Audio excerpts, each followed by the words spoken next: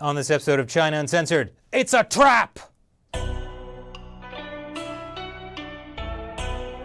Hi, welcome to China Uncensored. I'm your host, Chris Chappell. If you've noticed that China seems to be coming up a lot more often in the news lately, well, you would be right.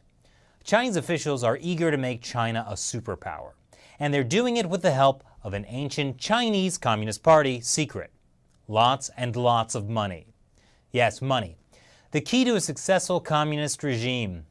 The party has, over the past few years, lent huge sums of money to cash-strapped countries and then leveraged that debt to get what it wants. A lot of this is tied to a $1 trillion plan to build infrastructure around the world and then use it to create wealth, mostly for Chinese companies, move goods, mostly from China, and gain influence, mostly for the Chinese Communist Party. This project is called the Belt and Road Initiative, also known as One Belt, One Road. Let's get together and feel all right. Now, it's nothing new for countries with money to spare to help out needy neighbors by offering them a loan. Plenty of countries do it, including the US. But the Chinese Communist Party does it, as they like to put it, with Chinese characteristics. This stands in stark contrast to China's approach, which encourages dependency, using opaque contracts, predatory loan practices, and corrupt deals that mire nations in debt and undercut their sovereignty, denying them their long-term self-sustaining growth. As you might guess, some of the countries who have made these deals with China aren't feeling so all right anymore. On today's episode, we'll look at 5 countries gripped by the Chinese regime's debt trap. Number 5, Sri Lanka. The first port of call is Sri Lanka. In 2010, Sri Lanka got a $1.5 billion Chinese loan to build a giant port in the town of Hambantota, which would be great, except it has barely any shipping traffic. Without traffic through the port, Sri Lanka realized it couldn't pay back its debt to China. So instead, it signed away the entire port with a 99-year lease. The China Merchants Port Holding got a 70% controlling stake in the Hambantota port. With this agreement, we have started to pay back the loans, the Prime Minister of Sri Lanka told Parliament, and talked about there being more money for economic development. But critics say the cure might be worse than the disease. Some see the deal as a precedent for countries that owe money to China to accept deals that involve signing over territory. Territory that the Chinese regime might want to eventually use for military purposes. There is concern that the Chinese will transform its 99-year lease of the Sri Lankan port of Hambantota into another naval base, the exact debt trap method the Chinese used in Djibouti. And a Chinese naval base in Hambantota would be uncomfortably close to India, which might be one reason India might be considering a deal with Sri Lanka to run what's been called the emptiest airport in the world. Sure, there may not be much air traffic, in fact, there is currently no air traffic at all, but it is pretty close to the now Chinese port. That airport, by the way, was also built with the help of huge loans from China. Speaking of uncomfortably close to India, number 4, Pakistan. With an overall lending pipeline of over $40 billion for the China-Pakistan Economic Corridor, or CPEC, which is a big part of the Belt and Road, Pakistan already owes China more than $6 billion. That kind of debt gives China some leverage. First, China took control of the strategic deep-sea port of Gwadar, and will get to call the shots for 40 years thanks to a lease. And now, the Chinese military is building a joint naval and air force base for Chinese troops, and it's just a short distance up from the coast of Gwadar. According to this report, Pakistan not only owes a ton of money to China, but it's paying high interest rates on those loans as well, with some loans as high as 5%. In other cases, Chinese investors were promised crazy high returns on these infrastructure projects, like 34% each year guaranteed by Pakistan's government for 30 years. But there are signs that Pakistan isn't all that comfortable being so heavily indebted to China. Back in November, Pakistan announced it would not seek Chinese funding for a new large-scale development. They said China's conditions for financing the long-delayed $14 billion Daimir Basha Dam on the Indus River were not doable and against our interest. Pakistan is also heading toward a debt crisis. That means they might have to get bailed out by the International Monetary Fund, which would not only be embarrassing for Pakistan and China, but also would probably limit future Chinese investment. Plus, after a recent election, it's not clear how the new prime minister is going to treat these ongoing deals with China. Has Pakistan learned its lesson after being forced to let China open a military base on its soil? Who knows? But certainly, it's not enough of a lesson to stop. Number 3, Montenegro. What's Montenegro? It's one of those Eastern European countries that's approximately the size of Yankee Stadium and is located here. No, wait, it's here. It's also the only country in Europe without a highway. That's not a joke. But then, the Chinese Communist Party offered to help Montenegro build one. The Montenegro government calls it the construction of the century and a pathway to the modern world. It would be a 100-mile highway with massive bridges that cut through difficult mountains and valleys. But Montenegro only has 630,000 people, which is fewer people than my small neighborhood in Queens. So, you might wonder why it has spent $950 million on a highway, especially since no one even knows where Montenegro is, so are they really trying to get there on a highway? There were 2 feasibility studies done in 2006 and 2012. Both of them suggested that their proposed highway would not have enough traffic to justify the cost. But, fortunately, the Chinese Communist Party was there to help with that. So, construction has begun. And surprise, China got a pretty sweet deal. 70% of the workers building the highway are from China, and in case of any legal dispute, an arbitration court in China has jurisdiction. And we all know the Chinese justice system is a model of fairness and rule of law, right?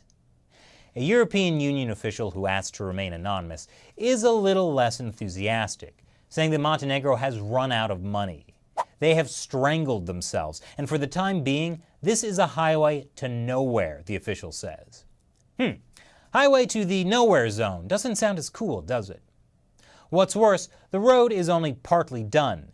They need another $1.2 billion to finish it, which the International Monetary Fund says Montenegro can't afford to borrow.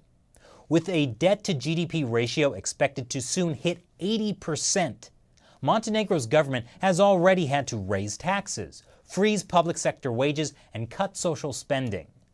But Montenegro's prime minister has vowed to finish the highway at any cost and promises to deepen cooperation with China in other areas, including hydropower and tourism.